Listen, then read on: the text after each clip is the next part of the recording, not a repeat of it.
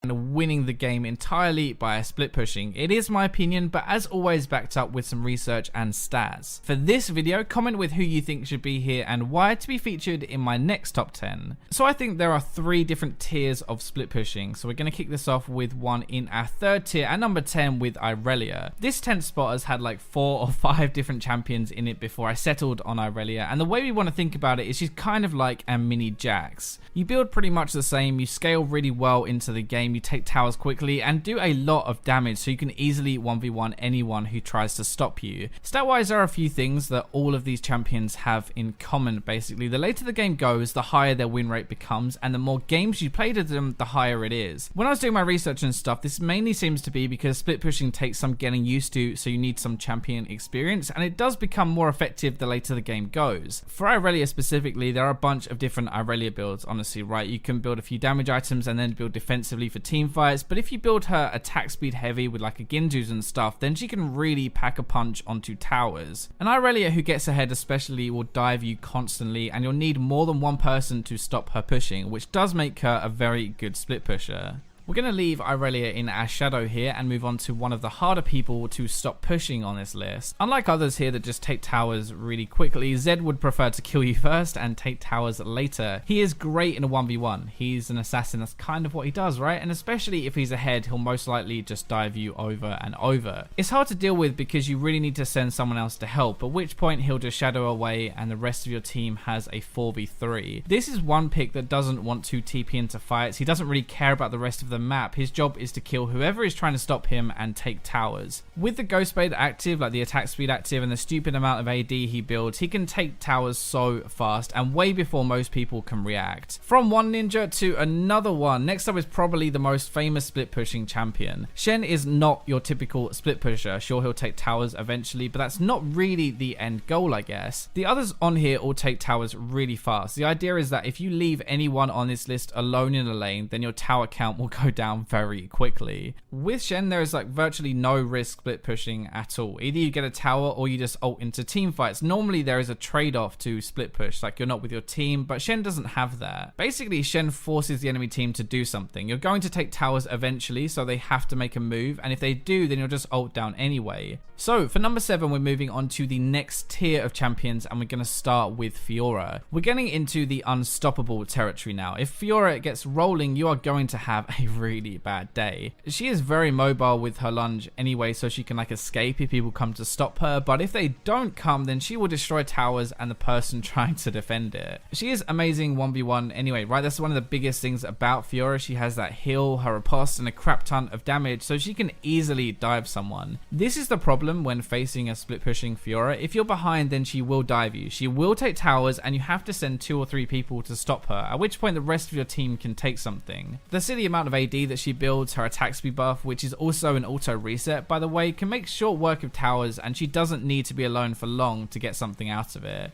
So that last point is exactly why number 6 is here. Master Yi is one of the fastest pushers in the game. He doesn't really have the same kind of threat, I guess, like it's harder to dive someone as Yi and just become unstoppable, but if you give him a few seconds alone with your tower, then it's gone. His ultimate gives him a ton of attack speed, he builds loads anyway, and has a good amount of AD behind it. That ult can actually be used to get away too, like if you're just pressuring the lane and someone comes to stop you, just ult, run away, and there's nothing they can do to catch you. Right now, Master Yi is seen as someone who just runs in, right clicks, and kills everyone, right? That is one option, but this is another. If the game isn't going too well especially, then you can resort to split pushing and taking towers. It is more of a sneaky way to approach split pushing, honestly. You kind of want to rely on them not coming to stop you, like that indecisiveness, you know, where the team isn't sure what to do, and while they're still thinking or maybe recalling, you're battering their tower and it's gone before they know it. Let's kick off our top 5 now with one you probably didn't expect as much. This guy pushes so hard, it's ridiculous. He has his W, the area that gives him attack speed. He has his Q, which is an auto reset, and it even builds a good amount of AD.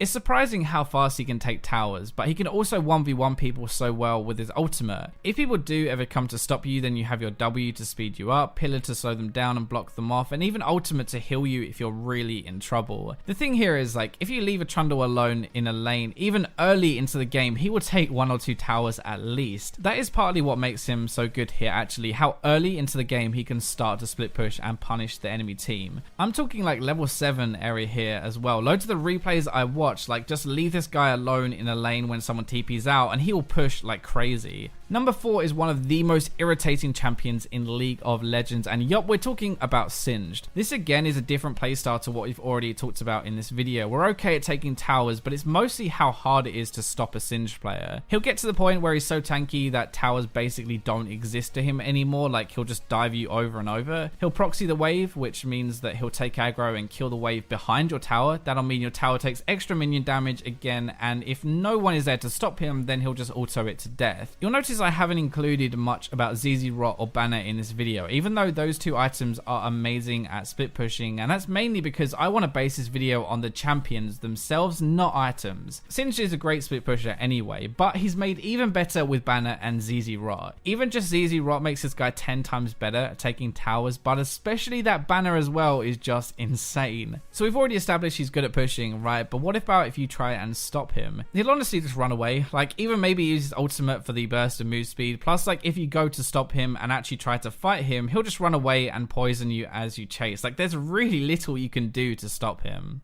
So top 3 time now, and this is taking us into our last top tier of champions that split push. Nasus is going to kick us off here. He's pretty iconic. When you think about split pushing, you think of this oversized dog. Nasus is so hard to deal with because he's so tanky while doing a huge amount of damage to towers. Like it's actually really hard to kill him. Where other champions on this list will probably dive you first, kill you, get you out of the way, and then push, Nasus will probably just ignore you, let you hit him and tickle him and kill your tower until it dies. There is 2 sides to him that make him the top 3 though. So first you have this thing where you can't stop him, like he'll ignore you and take your towers anyway. The other side is that even if you group elsewhere on the map and you try to snowball the game, he'll take your towers so fast because of his Q. Then you throw in a ZZ Rot, maybe a Banner, but probably actually not. Even just ZZ Rot will make you push so quickly and makes you even more difficult to deal with. When someone comes to stop you, you can wither, ult, and just run away, or just ignore them all and take the tower anyway. Towers are like minions to him, and that's why he's an amazing split pusher.